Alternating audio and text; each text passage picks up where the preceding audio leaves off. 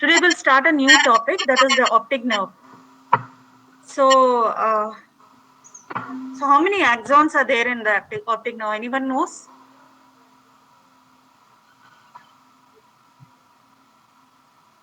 Optic nerve is nothing but a bundle of axons which carries vision stimulus from the eye to the brain. Okay. So, any idea how many axons are there in a single optic nerve? 1.2 million. Yes, correct. It's around 1.2 to 1.3 million axons in a particular optic nerve. Okay, so this is a fundus picture. This is how a fundus will look like. Okay, when you look into the eye in a dilated pupil, you use an ophthalmoscope to look into the eye. This is how the optic nerve head looks like. So the optic nerve head is made up of retinal nerve fibers, which come together. I mean, the nerve fibers come together and form the optic nerve. So when you look from inside the eye, this is the optic nerve head, and these are all the blood vessels. Okay, this is a normal optic nerve, how it will look like. So there are two important questions in this chapter. The first one is how to differentiate between the two conditions, papilledema and papillitis. So we will first discuss each condition in detail, then we'll learn the differentiating features. So the first topic is papilledema.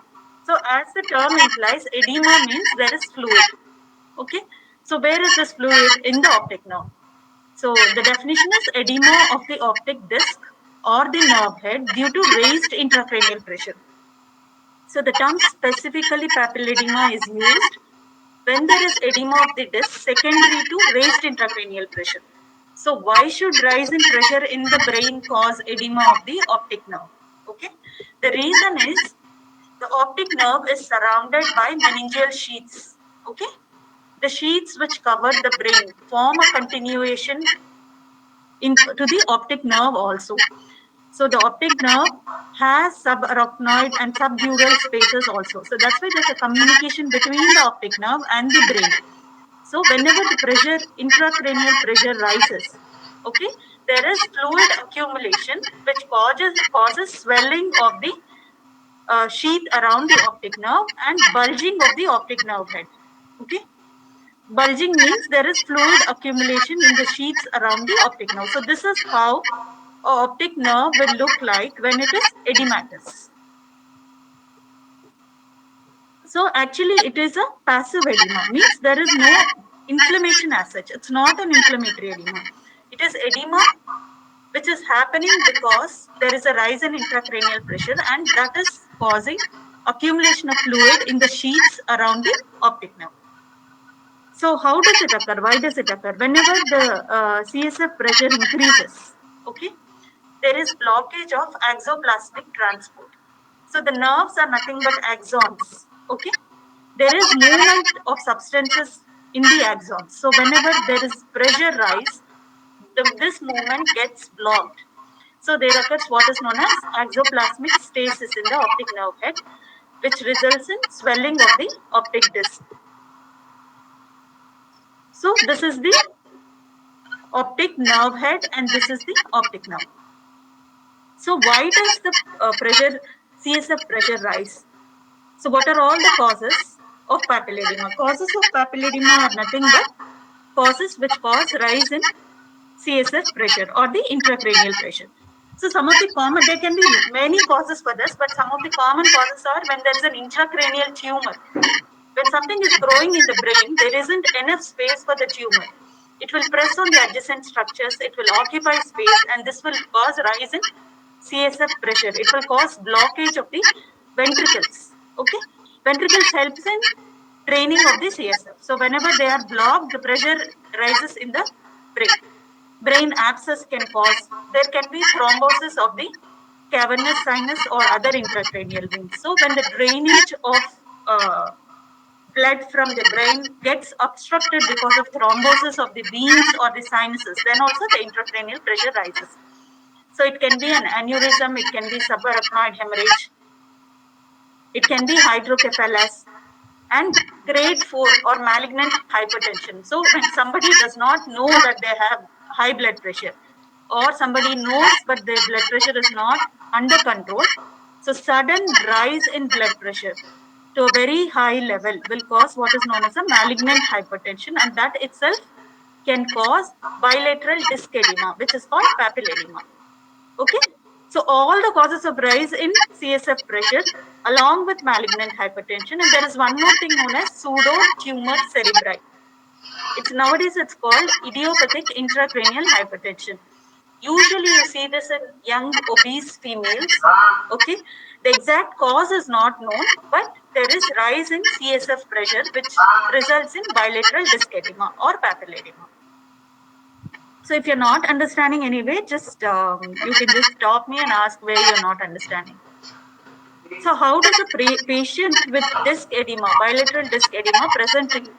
Okay, patient usually presents saying that I have intermittent blurring of vision. Sometimes I cannot see anything. It's like a blackout. Suddenly it's happening like that. Or that is in early stages. Suppose the disc edema continues to increase and the patient has not come to a physician for care, then the patient can present with gradual painless decrease in vision. And usually this vision problem is associated with other systemic symptoms because usually it is related to the brain. So the patient can have headache, nausea, vomiting. Okay, so because of rise in intracranial pressure, the patient has all these symptoms. And apart from this, whenever the CSF pressure increases, what happens? It causes pressure on the nerves in the brain. And the commonest nerve which is susceptible to rise in CSF pressure is the sixth cranial nerve. So usually patients present with double vision because of sixth cranial nerve palsy. There is paralysis of the lateral rectus. Okay.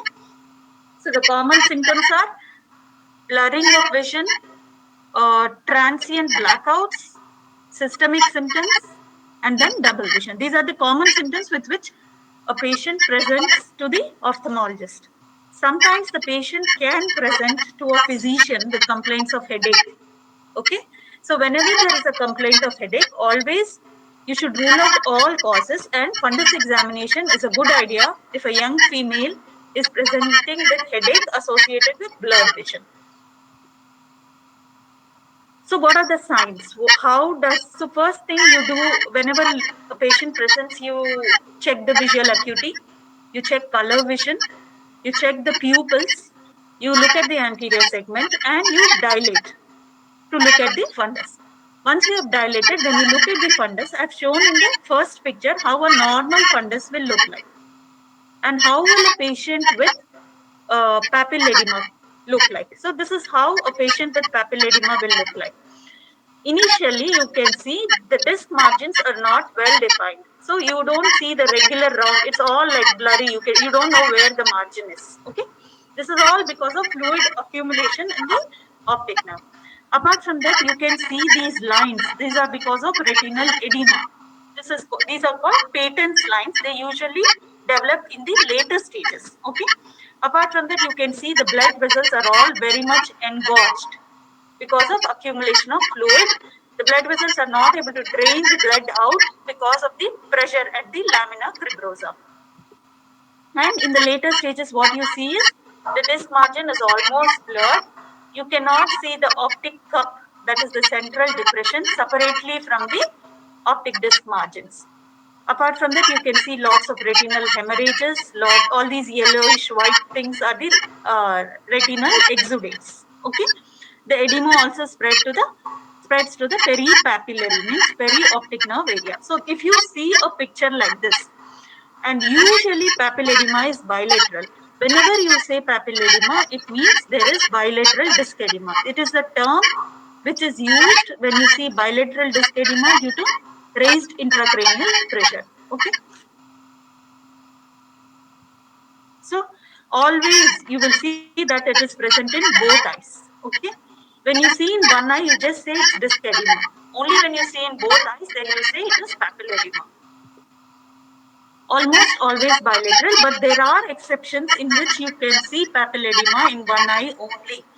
So this happens because whenever there is raised intracranial pressure, it reflects in the nerves of both the eyes. So if you see pressure edema in only one eye, in spite of raise in intracranial pressure, it means the other eye optic nerve has undergone atrophy. So you cannot make out the disc edema. That is the only reason you are not able to see papilledema, disc edema in the other eye. That is a condition known as Foster-Kennedy syndrome. Okay, you can just remember the name. It's not, you don't have to know about it in detail. So suppose you have seen a patient with bilateral disc edema who is complaining of blurring of vision and headache and vomiting. So what do you do next? So usually the next thing we do, papilledema is a clinical diagnosis. Okay, you don't have to really investigate a patient for diagnosing papilledema. So what you need to do is you do visual fields. So in visual fields, what you do is uh, all of you have seen the Humphrey visual field. I think we don't have it in this thing. Okay, so I'll just show you how a visual field printout will look like. What do you mean by a visual field? So using a machine, you plot the visual field of a patient. Means how much the patient is able to see. That is the field of vision, and you do it for each eye separately. So why is it important? So when you plot a visual field, normally this is the area of the blind spot. Blind spot is that area where in the field of vision you are not able to see. Okay, that is called the blind spot. Okay, that is nothing but where the optic nerve is attached to the eye. That is the blind spot area.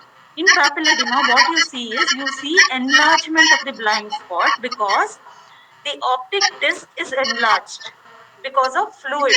So that area, the blind spot area increases. So just remember the visual field defect in a papilledema is enlargement of the blind spot. Okay. And the other investigation which you can do, it's not mandatory, but you can do a fundus fluorescein angiography where you inject a dye into the patient's blood vessel. And then when you take a photograph of the eye, normally it should not, the dye should not leak. Okay, it should stay in the blood vessels. Suppose you see leakage of the dye around the optic nerve. It means the fluid is leaking out because of excessive fluid. There is leakage around the optic nerve. That will tell you that there is edema of the optic disc. So the investigations which we usually perform are visual fields and fundus fluorescein angiography. And the most important investigation is once you see bilateral disc edema, you should always refer the patient to a neurologist and get a neuroimaging done. Usually we do MRI of the brain with or without magnetic resonance venography. Okay, so means there is some pathology in the brain which is causing this bilateral disc edema. Another important thing which you should do when you see a bilateral disc edema is always check the blood pressure of the patient. Sometimes grade 4 hypertension or malignant hypertension can also present with a similar picture. There can be bilateral disc edema. So always rule out that the hypertension is not the cause and then send the patient for to the neurologist for neuroimaging. So what are the differential diagnosis of a papilledema? Sometimes it can be pseudoedema, means it looks like the optic disc margins are blurry, but if you carefully look, it is not because of edema. That is called pseudodisc edema. So pseudodisc edema can be because of high hypermetropia. When the patient is having a high plus number, sometimes the disc margins will look blurry. Okay, or it can be because of optic disc drusen. So in the optic disc, drusen is buried, which will cause blurring of the optic disc margins. Those two are the causes for pseudodisc edema. So sometimes you may have to differentiate blurred margins of the disc from ischemic optic neuropathy, papillitis, and disc edema due to orbital lesion. So there is some mass in the orbit or some tumor in the optic nerve which is pressing on the nerve itself. So that can also cause disc edema. Okay, so these are all the differentials. We'll go through the differences in detail at the end. So now you have diagnosed that the patient is having bilateral disc edema. Next, what do you want to do? You have referred the patient to a neurologist and then they have done an MRI scan and possibly they have probably found out that there is an intracranial lesion. It could be a tumor or something else which is causing dilatation of ventricles and raised in CSF pressure and which is causing bilateral disc edema. So always the treatment of papilledema is treatment of the underlying cause. Okay. To decrease the intracranial pressure, usually neurologists prescribe carbonic anhydrase inhibitors. Okay, Diamox is one such prescription. So if the pressure is very high, sometimes they may shunt the CSF into the peritoneal cavity. That is called lumbar peritoneal shunts. Okay, you don't need to know all these things in detail. You just have to treat according to the cause. Whatever is the cause which is causing rise in intracranial pressure, you have to treat it. So that is all about papilledema. So next topic is optic neuritis. So what do you mean by optic neuritis? Optic neuritis is inflammation of the optic nerve. Okay. So in papilledema, actually there is no inflammation of the optic nerve. There's just accumulation of fluid in the optic nerve, and this fluid accumulates and presses on the nerve fibers, because of which the nerve fibers start beginning to degenerate. Okay. Whereas in optic neuritis, the cause is there is some inflammatory pathology of the optic nerve which is causing this problem. So if it is confined to the optic disc, it is called papillitis. Okay, it is called neuroretinitis when there is involvement of the disc and the surrounding retina. It is called macula is also involved in neuroretinitis. And what do you mean by retrobulbar neuritis? Retrobulbar neuritis means the disc is all right. So when you look at the fundus, it looks normal, but the patient presents with diminished vision. So here the pathology is behind the optic disc.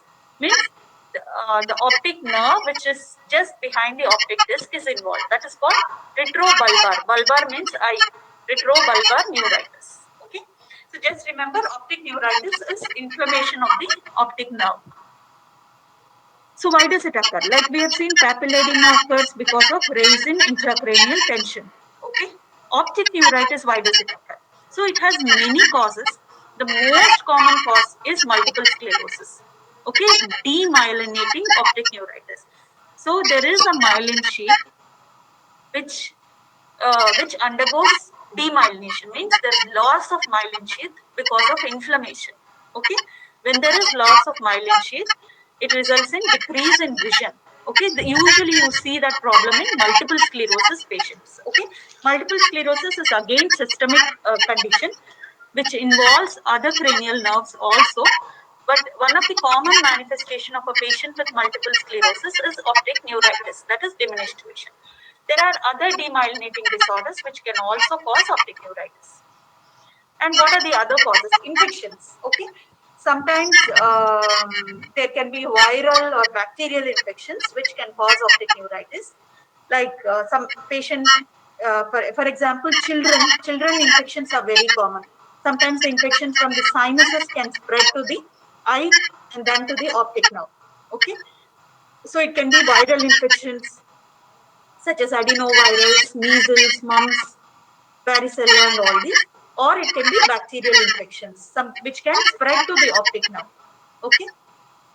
And the other causes are post-vaccination demyelination can occur. Sometimes a child has undergone vaccination, and post-vaccination, the parents bring the child saying that there is diminished vision. It is not very common, it's rare, but that's a possibility. There can be other inflammatory conditions such as sarcoidosis, SLE. Okay, there are a lot of causes, but always remember demyelinating is the commonest cause. Okay, infectious is another cause, and inflammatory disorders such as sarcoidosis, SLE, and all these are the other causes. And another important cause is idiopathic. When you investigate, you cannot really find out what is causing the optic neuritis. So that is the idiopathic cause for optic neuritis. So how does a patient with optic neuritis present? Usually there is sudden drastic decrease in vision. Okay, the patient presents saying that my vision has dropped all of a sudden, and there is pain in the eye and around the eye. Because it's an inflammation, it's a painful pathology. And the pain usually increases when the patient tries to move the eye. On ocular movements, there is pain in the eye. So when you examine the patient, there is a drop in the visual acuity. And most important thing is the optic nerve. Whenever optic nerve is involved, usually the color vision gets affected. So always we do a color vision testing in patients whom we suspect there is an optic nerve pathology. Okay, and there is diminished contrast sensitivity. And another important feature of optic neuritis is sluggish pupillary reactions. So whenever you test the pupillary reactions, you do what is known as a swinging flashlight test, where you transfer the light from the normal eye to the abnormal eye. So in the abnormal eye, the pupils are sluggish. Okay, so you get what is known as a relative apparent pupillary defect or a Marcus gun pupil. Okay, so most important thing is in optic neuritis there is decrease in vision, color vision, contrast sensitivity, and there is sluggish pupillary reactions. These are all important. So how does a fundus picture in an optic neuritis look like? Okay. So like in papilledema, in optic neuritis also, there is blurring of the disc margins because the nerve is inflamed. Okay. And sometimes you see peripapillary hemorrhages, but not as much exudates as you see in a patient with papilledema. And usually optic neuritis is unilateral. Papilledema is almost always bilateral, except for exceptions.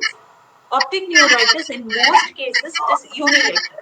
Okay, it may later present in the other eye also, but at the time of presentation, first presentation, usually it is unilateral.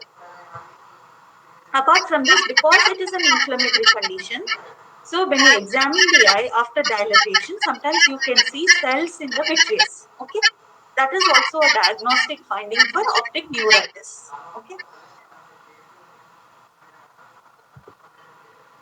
So once you have diagnosed that the cause for diminished vision is optic neuritis, when you investigate, when you do a visual field, like you have seen in papilledema, the visual field defect is enlargement of the blind spot.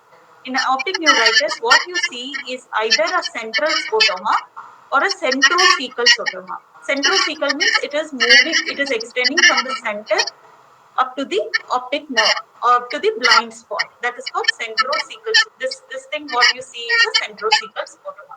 Okay. So if you see something like this, it goes more in favor of optic neuritis.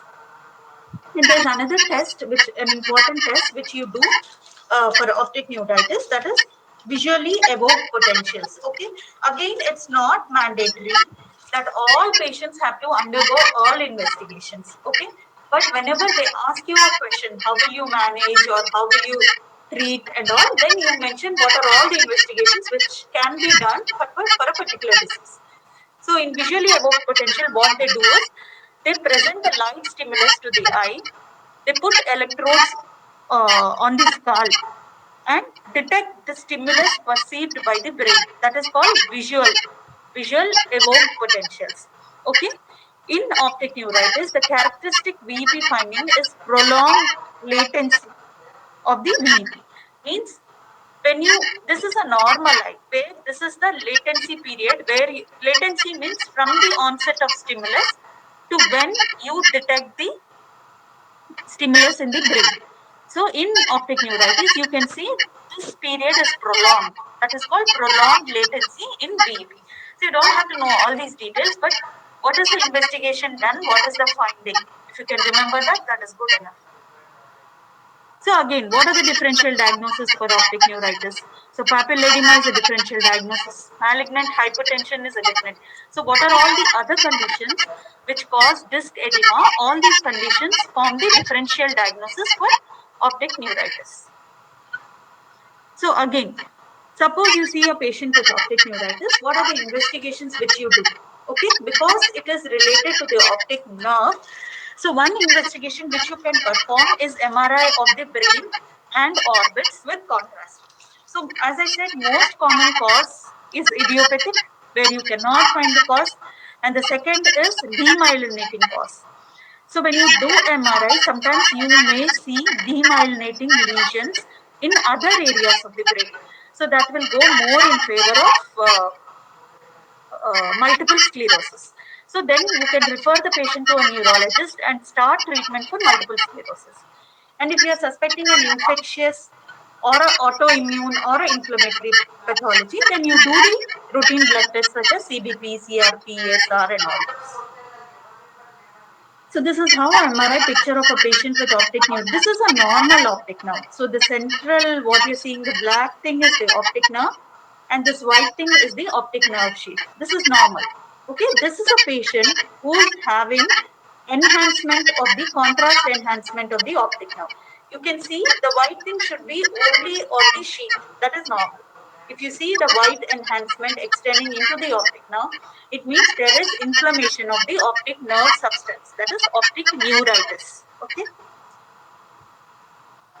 So how do you treat? You have diagnosed that the patient is having optic neuritis. So there is a study which was done to find what is the effective treatment for optic neuritis. So that is called the ONTT trial, or optic neuritis treatment trial. So in this trial, they have found that when you see a patient with optic neuritis, you have done the MRI and you have seen contrast enhancement of the optic nerve, and with or without demyelinating lesions in other portions of the brain, then usually you give steroids because this is an inflammatory. First, you rule out that it's not infectious. Once you have ruled out infection is not the cause, then you give high dose IV steroids followed by oral steroids for this patient as a treatment. Usually, patients with optic neuritis recover well. So once the inflammation comes down, usually the patient's vision comes back to almost normal. Okay, but sometimes some patients can have recurrent attacks of optic neuritis because the inflammatory pathology can recur again and again. In such patients, the neurologists usually keep them on a long-term oral steroids or immunosuppressants to prevent recurrences, because every time it recurs, every time more number of optic fibers are damaged, and that will result in decreased vision. So this is the important table. This is the question which is commonly asked for you. So what are the differences between papilledema? This is papilledema, this is papillitis. So like we have discussed, mostly papilledema is bilateral because it is the cause is rise in intracranial pressure. And whenever intracranial pressure rises, it will affect the both the optic nerves equally. So it is bilateral. Whereas optic neuritis is an inflammatory pathology. Okay, so usually inflammatory pathology is initially unilateral. Later it may present in the other eye also, but when it presents first, it is usually unilateral. Okay, and visual acuity. In papilledema, usually patient presents with blackouts because of raised intracranial pressure and so much of disc edema. There will be blurred vision. Means the main complaint is not probably vision in a patient with papilledema. Mainly patient presents with headache, nausea, vomiting associated with blurring of vision. Whereas in a patient with papillitis, patient says, suddenly my vision has dropped in one eye. I was able to see clearly, suddenly I cannot see clearly in one eye. That's the main complaint in a patient with papillitis or optic neuritis. So pain in the eye is not a complaint in papilledema. They usually have headache, vomiting, but the eye there is no pain. Whereas because neuritis, optic neuritis or papillitis is inflammation of the optic nerve itself, the patient usually has pain in the eye, which gets aggravated on.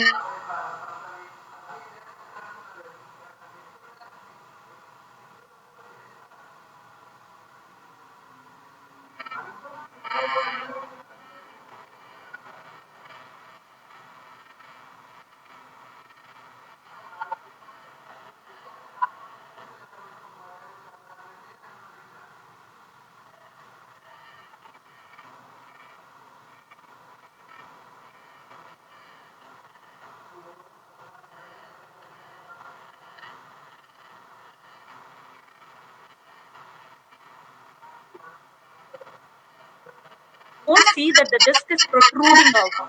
Whereas in papilledema, what you see, the disc is very much elevated. You can see here, the disc appears as if it's coming out into the vitreous because of so much edema. That is called mushrooming of the disc. So, which is characteristic of papilledema. You don't see so much of elevation of the disc in optic neuritis. Okay. So, the disc elevation is more marked in papilledema and less marked in papillitis. Blurring of disc margins is seen in both the conditions. Okay, both of them have disc edema. And other findings such as venous engorgement, retinal hemorrhages, retinal exudates, all these findings are more marked in papilledema and less marked in papillitis. Both the conditions, like I said, you see blurred disc margins, but the amount of disc elevation, the amount of venous engorgement, the number of hard exudates, number of hemorrhages is much more in papilledema. And most important thing is it's bilateral, whereas papillitis is unilateral.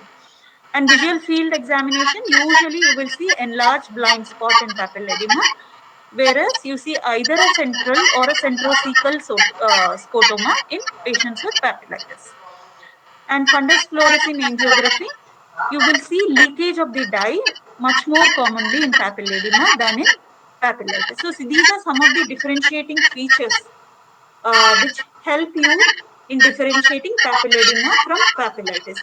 So usually papilledema is a straightforward diagnosis. The only doubt you will get whether it's papilledema or papillitis when you see papillitis bilaterally. That is the only time you get a doubt.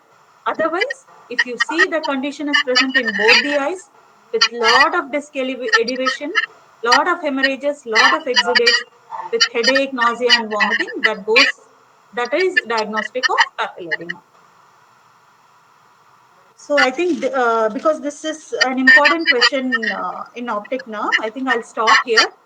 So anyone who has not understood anything or have any doubts?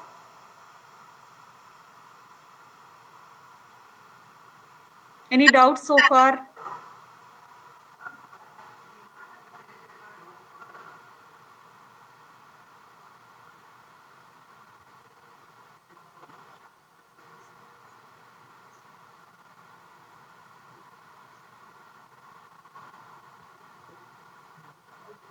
Any doubts? Can you hear me, all of you?